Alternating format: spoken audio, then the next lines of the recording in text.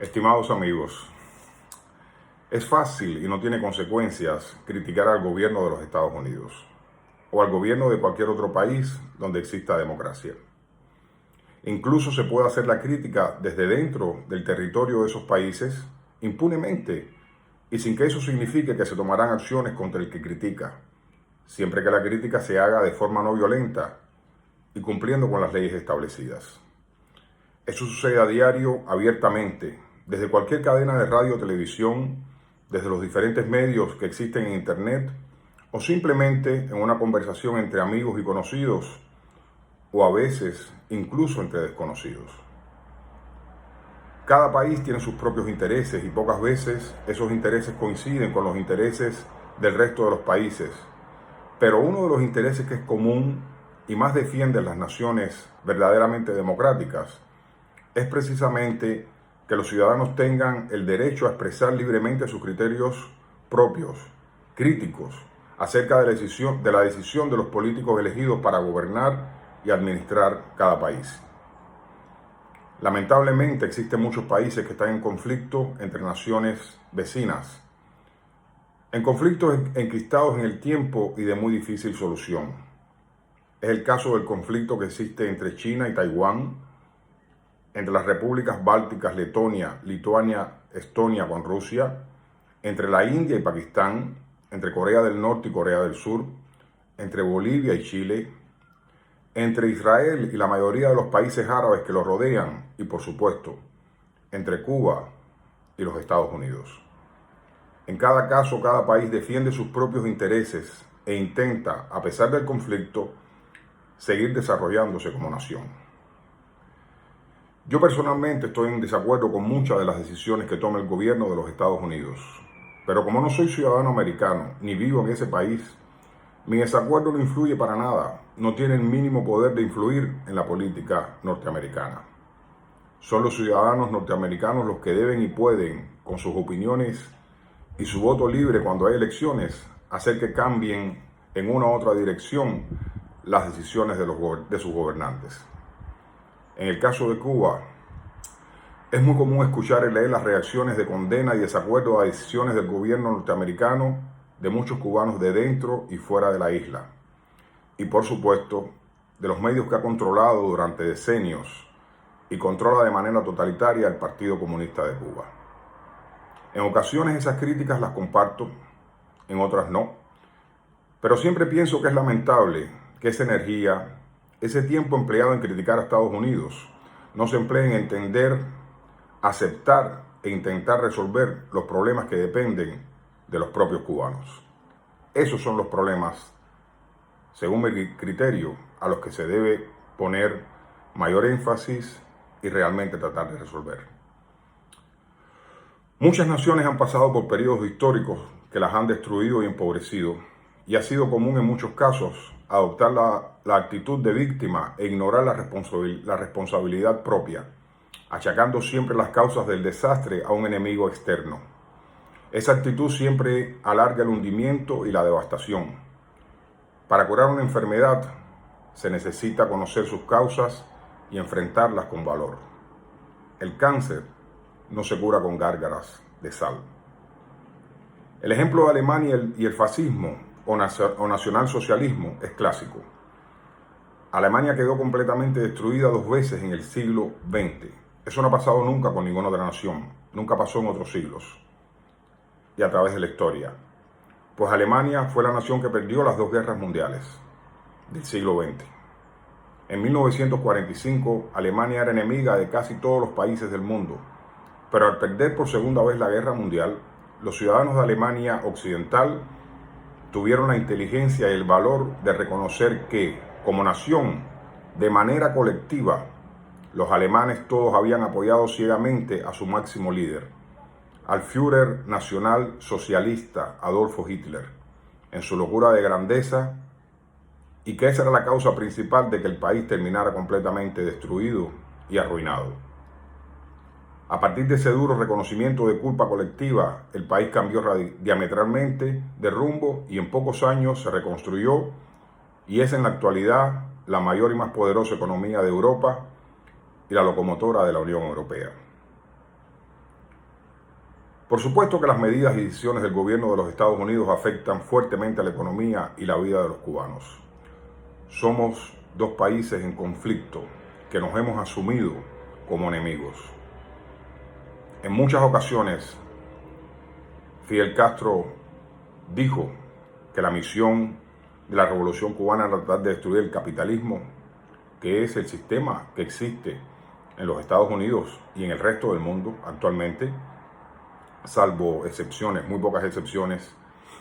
Esa era la decisión, fue una decisión adoptada por Fidel Castro y que todo el pueblo cubano lo siguió en ese empeño. Pero, ¿cuántas de las decisiones tomadas por el gobierno cubano comunista en 6 decenios son más importantes y constituyen la principal causa del desastre que existe en Cuba actualmente si desechamos lo que además nos viene o le viene a Cuba desde el enemigo que son los Estados Unidos? ¿Cuánto es culpa de los propios cubanos, de la dirección del país? ¿Vamos a seguir intentando tapar el sol con un dedo o nos atrevemos los cubanos a asumir que fue errónea la decisión de alinearse con la Unión Soviética y convertir la isla en un amenazante bastión militar dedicado a desestabilizar muchos países de todos los continentes y sobre todo dirigido contra los Estados Unidos? Tenemos el valor de reconocer los cubanos que fue un desacierto inmenso que nos aliarnos con la URSS, un país que posteriormente se autodestruyó sin que nadie lo atacara, sin que nadie lo bloqueara. El país con los mayores recursos de la tierra, recursos tanto económicos como recursos humanos. Y que de un día para otro se desintegró y demostró que el socialismo bolchevique estalinista era un fracaso en la propia URSS y en todos los países socialistas europeos. Tenemos el valor los cubanos de asumir que el logro económico de China y Vietnam tiene su base en la liberalización de la economía y en renunciar a la economía centralizada estatal socialista, algo a lo que los dogmáticos comunistas cubanos aún se niegan. Tenemos el valor los cubanos de asumir y reconocer la estupidez de enfrascarse en monumentales planes descabellados como el Cordón de La Habana, las arroceras de la Ciénaga de Zapata, la zafra de los 10 millones, la cuenca ganadera de Camagüey, el plan de cítricos de Hawái Grande, la ruina en que quedaron convertidos los centrales y la industria azucarera cubana, los planes hidráulicos y un larguísimo etcétera de descalabros económicos. Seguimos negándonos a entender que por cualquiera de esos desastres en otro país normal y democrático, el gobierno estaría obligado a renunciar y en muchos casos sus dirigentes terminarían en la cárcel.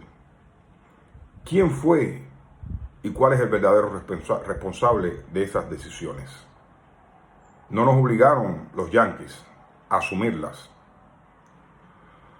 No somos aún hoy los cubanos capaces de entender que para la Unión Soviética Cuba se convirtió en una ficha de su geopolítica, que los soviéticos apostaron y estuvieron dispuestos a pagar muy caro por tener ese enclave estratégico militar a 90 millas de los Estados Unidos, y que al mismo tiempo cada locura económica que hundía a Cuba volvía a la isla más y más dependiente de Moscú. ¿Por qué no se estudian y se releen hoy los largos discursos llenos de incumplidas promesas de desarrollo de Fidel Castro Ruz? El miedo nos paraliza al enfrentar esa realidad.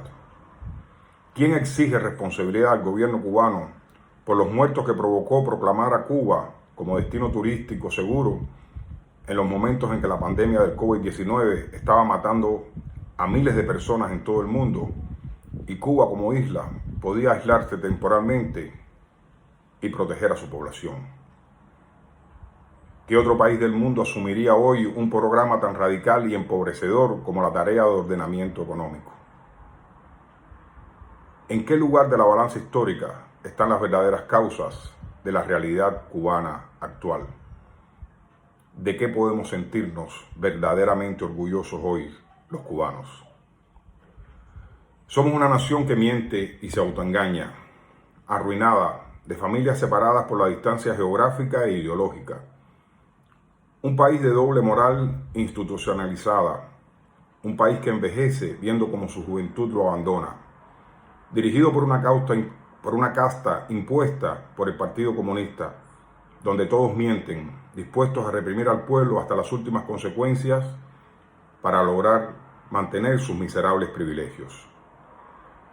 ¿Viven los dirigentes comunistas cubanos y sus descendientes actuales en las condiciones en que vive el 90% de la población?